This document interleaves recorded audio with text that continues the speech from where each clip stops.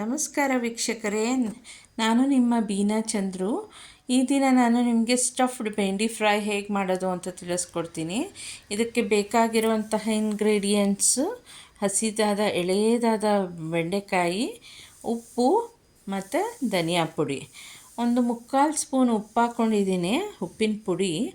ಇದಕ್ಕೆ 1 ಸ್ಪೂನು ಧನಿಯಾ ಪುಡಿನ ಒಂದು ಬೌಲ್ಗೆ ಹಾಕ್ಕೊಂಡು ಕಲಸಿ ಇಟ್ಕೊತಾ ಇದ್ದೀನಿ. ಉಪ್ಪು ಎರಡು ಚೆನ್ನಾಗಿ ಮಿಕ್ಸ್ ಆಗಬೇಕು. ಆ ರೀತಿ ಚೆನ್ನಾಗಿ ಒಂದು 5 ನಿಮಿಷ ಕಲಸಿ ಇಟ್ಕೊಬೇಕು. ಆಮೇಲೆ ಇದಕ್ಕೆ ಬೆಂಡೆಕಾಯಿನ ತೊಳೆದು ಇಟ್ಕೊಂಡಿರೋಂತಹ ಎಳೆಯದಾದ ಬೆಂಡೆಕಾಯಿನ ಅದರದ್ದು ತೊಟ್ಟನ್ನು ಕಟ್ ಮಾಡಿ ಇಟ್ಕೋಬೇಕು. ಮೊದಲಿಗೆ ಮೇಲೆ ಕೆಳಗೆ ಹೆಡ್ ಟೈಲನ್ನು ಒಂಚೂರು ಕಟ್ ಮಾಡಿ ಒಂದು ಸೈಡ್ ಇಟ್ಕೊಬೇಕು. ಆಮೇಲೆ ಇದಕ್ಕೆ ಮಿಕ್ಕಿದ್ದು ಎಲ್ಲ ಬೆಂಡೆಕಾಯಿನೂ ಅದೇ ರೀತಿ ಮಾಡ್ಕೊಂಡಿದ್ದೀನಿ. ಆಮೇಲೆ ಮೆಣಸಿಕಾಯಿ ಒಂದೆರಡು ತೊಗೊಂಡಿದ್ದೀನಿ. ಯಾಕೆ ಅಂದರೆ ಇದು ಸ್ವಲ್ಪ ಬೆಂಡೆಕಾಯಿಗೆ ಖಾರ ಕೊಡಲಿ ಅಂತ. ನಮಗೆ ಖಾರ ಕಮ್ಮಿ ಆದರೆ ಒಂಥರ ಇವೆರಡು ರುಚಿಗೆ ಇರುತ್ತೆ.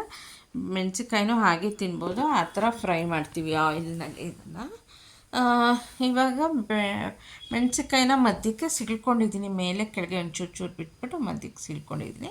ಇದಕ್ಕೆ ಸ್ಟಫ್ ಮಾಡಲಿಕ್ಕೆ ಈ ರೀತಿ ಮಾಡ್ಕೊಂಡಿದ್ದೀನಿ. ಅದೇ ರೀತಿ ಬೆಂಡೆಕಾಯಿನೂ ತೊಗೊಂಡು ಬೆಂಡೆಕಾಯಿನೂ ಮೇಲೆ ಕೆಳಗೆ ಒಂದೊಂದು ಅರ್ಧ ಸೆಂಟಿಮೀಟ್ರಷ್ಟು ಬಿಟ್ಟು ಇದನ್ನು 3 ಕಡೆ ಹಿಂಗೆ ನಾವು ಅದನ್ನು ಕಟ್ ಮಾಡ್ಕೊಳ್ಳೋದು, ಸೀಳ್ಕೊಳ್ಳೋದು. ಇದರಿಂದ ಬೆಂಡೆಕಾಯಿ ಬೀಜ ಎಲ್ಲ ಬೀಳಬಾರ್ದು. ಅದೇ ರೀತಿ ನಾವು ಲೈಟಾಗಿ ಕಟ್ ಮಾಡ್ಕೋಬೇಕು. ಇದೇ ರೀತಿ ಎಲ್ಲ ಬೆಂಡೆಕಾಯಿನೂ ಕಟ್ ಮಾಡಿ ಸೀಳಿ ಇಟ್ಕೊತಾ ಇದ್ದೀನಿ. ಇವಾಗ ಸ್ಟಫ್ ಮಾಡೋಣ ಹೇಗೆ ಅಂತ ಬನ್ನಿ ನೋಡೋಣ.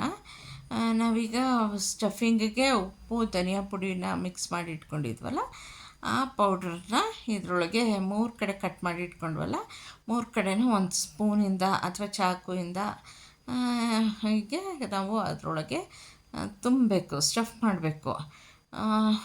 ಮೇಲಿಂದ ಕೆಳಗಡೆವರೆಗೂ ಫುಲ್ಲು ಈ ಮಸಾಲೆ ಪೌಡ್ರು ಹೋಗಬೇಕು. ಈ ಥರ ಮಾಡೋದ್ರಿಂದ ಬೆಂಡೆಕಾಯಿ ಲೋಳೆ ಥರ ಏನೂ ಬರಲ್ಲ, ಹಂಗೆ ಡ್ರೈ ಫ್ರೈ ಆಗುತ್ತೆ, ಚೆನ್ನಾಗಿರುತ್ತೆ. ಮತ್ತು ಮೇಲೆ ಕೆಳಗೆನೂ ಒಂಚೂರು ಈ ಮಿಶ್ರಣವನ್ನು ಅದರ ಟಾಪ್ ಕಟ್ ಮಾಡಿ ಇಟ್ಕೊಂಡಿದ್ರು ಟಾಪು ಬಾಟಮ್ಗೆ ಒಂಚೂರು ಹಿಂಗೆ ಸವರಿ ಇಡಬೇಕು. ಇದೇ ರೀತಿ ಎಲ್ಲ ಬೆಂಡೆಕಾಯಿಗೂ ಸ್ಟಫ್ ಮಾಡ್ಕೊಳ್ಳೋಣ ಬನ್ನಿ. ಹಿಂಗೆ ಕಟ್ ಮಾಡಿಕೊಂಡು ಎಲ್ಲ ಹಿಂಗೆ ಅಗಲಿಸ್ಕೊಂಡು ಅದನ್ನು ಇದು ಮಾಡ್ತಿದ್ದೀನಿ. ಹಾಗೆ ಮೆಣಸಿನ್ಕಾಯಿ ಕಟ್ ಮಾಡ್ಕೊಂಡ್ವಲ್ಲ, ಅದಕ್ಕೂ ಈ ಪೌಡ್ರನ್ನ ಹಾಕಿ ಸ್ಟಫಿಂಗ್ ಮಾಡ್ಕೊತಾ ಇದ್ದೀನಿ. ಈ ಬೆಂಡೆಕಾಯ್ದು ಏನು ಪ್ರಯೋಜನ ಅಂದರೆ ಡಯಾಬಿಟಿಸ್ಗೆ ಇದು ತುಂಬ ಒಳ್ಳೆಯದ ತರಕಾರಿ. ಇದನ್ನು ವೀಕ್ಲಿ ಒನ್ಸ್ ಉಪಯೋಗಿಸಿದ್ರೆ ಬಹಳ ಒಳ್ಳೆಯದಿರುತ್ತೆ. ಹಾಗೆ ಇದು ಕಾನ್ಸ್ಟಿಪೇಷನ್ ಪ್ರಾಬ್ಲಮ್ ಅಂದರೆ ಮಲಬದ್ಧತೆ ಸಮಸ್ಯೆಗೂ ಬೆಂಡೆಕಾಯಿ ಮದ್ದಾಗಿ ಕೆಲಸ ಮಾಡುತ್ತೆ. ಬೆಂಡೆಕಾಯಿನ ವೀಕ್ಲಿ ಒನ್ಸ್ ತಿಂದರೆ ತುಂಬ ಒಳ್ಳೆಯದು ಆರೋಗ್ಯಕ್ಕೆ. ಇದೇ ರೀತಿ ಬೆಂಡೆಕಾಯಿ ಪಲ್ಯ, ಬೆಂಡೆಕಾಯಿ ಗೊಜ್ಜು, ಈ ಥರ ಸ್ಟಫ್ಡ್ ಬೆಂಡಿ ಫ್ರೈ ಹಿಂಗೆ ಎಲ್ಲ ರೀತಿಯೂ ಮಾಡ್ಕೋಬಹುದು ಬೆಂಡೆಕಾಯಿನಲ್ಲೇ.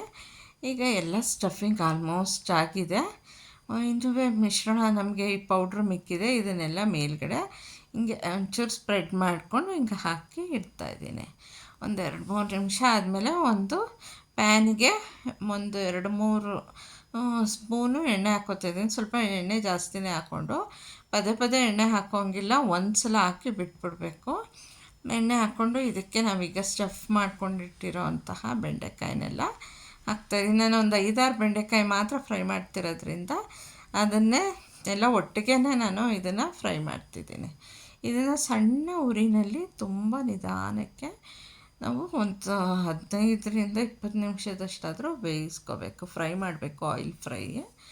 ಆಯಿಲೆಲ್ಲ ಡ್ರೈ ಆಗೋವರೆಗೂ ನಾನು ಅತಿ ಹೆಚ್ಚು ಆಯಿಲ್ ಹಾಕಿಲ್ಲ, ಸ್ವಲ್ಪ ಆಯಿಲ್ನಲ್ಲೇ ಇದನ್ನು ಫ್ರೈ ಮಾಡ್ಕೊತಾ ಇದ್ದೀನಿ. 1-2-3 ಸ್ಪೂನ್ ಆಯಿಲ್ ಅಷ್ಟೇ ಹಾಕಿರೋದು. ಇವಾಗ ಇದನ್ನೆಲ್ಲ ಚೆನ್ನಾಗಿ ಫ್ರೈ ಮಾಡ್ಕೊತಾ ಇದ್ದೀನಿ. ಇದೊಂಥರ ಒಳಗಿರೋ ಖಾರ ಎಲ್ಲ ಧನಿಯಾ ಪುಡಿಯ ಖಾರ, ಉಪ್ಪು ಎಲ್ಲ ಇಡೀ ಬೆಂಡೆಕಾಯಿಗೆ ಸ್ಪ್ರೆಡ್ ಆಗಿ ಅದು ಒಳಗಡೆನೇ ಒಂಥರ ಚೆನ್ನಾಗಿ ರುಚಿಯನ್ನು ಕೊಡುತ್ತೆ. ಆ ರೀತಿ ಫ್ರೈ ಮಾಡ್ಕೋಬೇಕು. ಇವಾಗ ಮೆಣಸಿಕಾಯಿ ಏನಿದೆ ಕಟ್ ಮಾಡಿ ಸ್ಟಫ್ ಮಾಡ್ಕೊಂಡ್ವಲ್ಲ, ಆ ಮೆಣಸಿಕಾಯಿನೂ ಸೇರಿಸ್ಕೊಂಡಿದ್ದೀನಿ. ಮತ್ತು ಕರಿಬೇವಿನ ಸೊಪ್ಪನ್ನು ಸೇರಿಸ್ಕೊಂಡಿದ್ದೀನಿ. ಈಗ ಇನ್ನೂ ಫ್ರೈ ಆಗಬೇಕು ಇದು ಸ್ವಲ್ಪ. ಇದು ತಳ ಹತ್ತದಂಗೆ ಸಣ್ಣ ಉರಿಲೇ ಮಾಡ್ಕೋಬೇಕು.